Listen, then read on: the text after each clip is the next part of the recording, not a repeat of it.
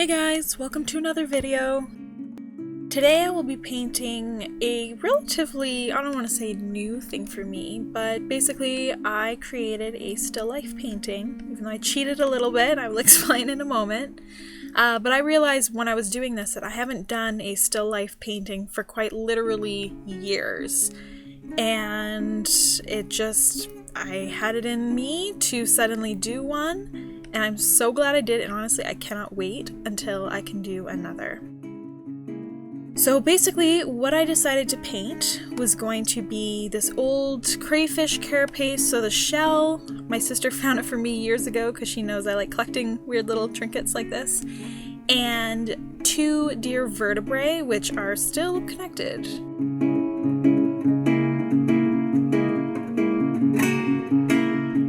So lately I find it very difficult to paint on a straight white canvas. So what I've been doing lately is taking diluted washes of acrylic paints and giving that base a sort of ground color. And I find from here it just makes it much more easy to establish both the shadows and the highlights at the same time, instead of struggling with achieving highlights on a white background.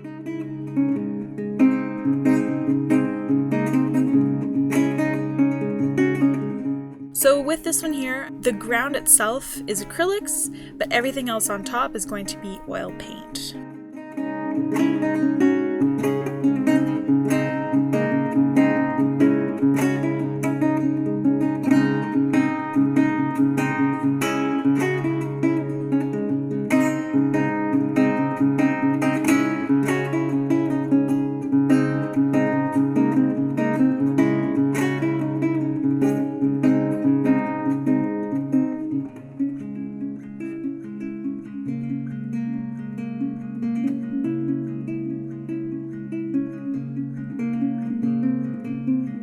So I mentioned earlier that I kind of cheated for this still life painting, and if you look carefully, you can see my grid lines. The way my art setup is right now, there wasn't any perfect little place for me to set up my still life items for me to actually be able to see them while I'm painting, so kind of cheated a little bit. I arranged them the way that I wanted, took a really good photograph, and then kind of worked from there.